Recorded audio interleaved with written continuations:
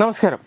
തിരഞ്ഞെടുപ്പോ ഉപതെരഞ്ഞെടുപ്പോ വരുമ്പോൾ അതും പ്രത്യേകിച്ച് മലബാർ മേഖലയിലാണെങ്കിൽ, മുസ്ലിമുകൾ കൂടുതലുള്ള മേഖലയിലാണെങ്കിൽ അവർക്ക് ഇഷ്ടമുള്ള ഓരോ രാജ്യത്തെയും പിന്തുണയ്ക്കുന്ന രീതി CPM ഇന്നോ ഇന്നലെയോ തുടങ്ങിയതല്ല. ഇടതുപക്ഷത്തിൻ്റെ അടുക്കളയിൽ നിന്നും സ്ഥിരമായി CPM വേവിച്ചെടുക്കുന്ന ഒരു ഐറ്റമാണ് ഇസ്രയേൽ വിരുദ്ധത. ഇപ്പോൾ നിലമ്പൂർ ഉപതെരഞ്ഞെടുപ്പ് വേളയിൽ മുഖ്യമന്ത്രി പിണറായി വിജയന്റെ പഞ്ച് ഡയലോഗാണ് ഇസ്രയേൽ ഒരു തെമ്മാടി രാഷ്ട്രമെന്നത്. ഇങ്ങ് തെക്കേ അറ്റത്തെ കേരളത്തിൽ ഇരുന്ന് ഇസ്രയേലിനെ വെല്ലുവിളിക്കുമ്പോഴും അവരുമായി ചങ്ങാത്തം കൂടാനും വ്യാപാര ബന്ധം ഉറപ്പിക്കാനും ജ്യോതി ബസു മുതൽ പിണറായി വിജയൻ വരെ നടത്തിയ ശ്രമങ്ങൾ ചരിത്രവും അങ്ങാടിപ്പാട്ടുമാണ്. ബാക്കി എല്ലാ തെരഞ്ഞെടുപ്പ് കാലത്തെ അപ്പച്ചന്റെ തമാശകളെന്ന് മാത്രം. ഇറാനെ ആക്രമിച്ച ഇസ്രയേൽ നടപടിയെ വിമർശിച്ചുകൊണ്ട് മുഖ്യമന്ത്രി പിണറായിയുടെ വാക്കുകൾ ഇങ്ങനെയായിരുന്നു: ഇസ്രയേൽ പണ്ടേ ലോകത്തെമ്മാടിയായിട്ടുള്ള ഒരു രാഷ്ട്രമാണ്. സാധാരണ ലോകത്ത് നിലനിൽക്കുന്ന മര്യാദകളൊന്നും പാലിക്കേണ്ട എന്നാണ് അവരുടെ നിലപാട്. അമേരിക്കയുടെ പിന്തുണ ഉള്ളതുകൊണ്ട് എന്തുമാകാമെന്ന ധിക്കാരപരമായ സമീപനമാണ് എക്കാലത്തും ഇസ്രയേൽ സ്വീകരിച്ചിട്ടുള്ളത്.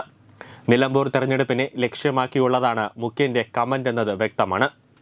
ഒരു വശത്ത് ഇസ്രയേലിനെ ലോകത്തെമ്മാടി എന്ന് വിളിക്കുക, മറുവശത്ത് ഇസ്രയേലുമായി സഹകരിക്കുക എന്നതാണ് കമ്മ്യൂണിസ്റ്റ് മുഖ്യമന്ത്രിമാരായ ജ്യോതി ബസുവിൻ്റെയും പിണറായി വിജയന്റെയും ഇരട്ടത്താപ്പ്.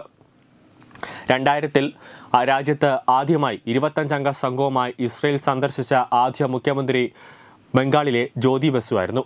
കൃഷി, വ്യവസായം, സാങ്കേതിക മേഖലകൾ എന്നിവയിൽ നിക്ഷേപം തേടിയുള്ള യാത്രയായിരുന്നു അത്. പലസ്തീൻ നേതാവ് യാസർ അറാഫത്തുമായി അടുപ്പം പുലർത്തിയിരുന്ന ജ്യോതി ബസു തന്റെ ഇസ്രയേൽ സന്ദർശനത്തിന് പുതിയ വ്യാഖ്യാനം നൽകി. എന്നെ എന്നും അത്ഭുതപ്പെടുത്തിയ രാജ്യമാണ് ഇസ്രയേൽ. നമ്മുടെ രാജ്യം അവരുമായി നയതന്ത്ര ബന്ധം സ്ഥാപിച്ചിട്ടുണ്ട്. വ്യവസ്ഥാപിത സങ്കല്പങ്ങളിൽ മാറ്റം വേണം. ഇതായിരുന്നു ബസുവിന്റെ ന്യായീകരണം. സ്ഥലമനുസരിച്ച് കൂടുമാറുന്ന പക്ഷിയെ പോലെയാണ് ഇടതുപക്ഷത്തിന്റെ ഓരോ നീക്കങ്ങളും ഉണ്ടാവുന്നത്. CPM കേന്ദ്ര കമ്മിറ്റി അംഗവും വ്യവസായ മന്ത്രി P. രാജീവിന്റെ ഭാര്യ ഡോക്ടർ വാണി കേസരിയെ ഈ വർഷം മെയ് മാസത്തിൽ ഇസ്രയേലിലെ ഹൈഫ യൂണിവേഴ്സിറ്റിയിൽ ഫാക്കൽറ്റി മെമ്പറായി തിരഞ്ഞെടുത്തു. യുനെസ്കോ ചെയർ ഇൻ ബയോ എത്തിക്സിന്റെ ഫാക്കൽറ്റി യൂണിറ്റ് അംഗമായാണ് ഡോക്ടർ വാണിയെ തിരഞ്ഞെടുത്തത്.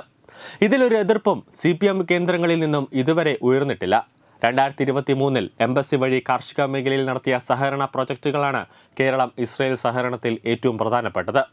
ഈ പ്രൊജക്റ്റുകൾക്ക് വേണ്ടി സംസ്ഥാന ബഡ്ജറ്റിൽ പ്രത്യേക നീക്കിവെപ്പുകൾ സർക്കാർ നടത്തിയിട്ടുണ്ട്.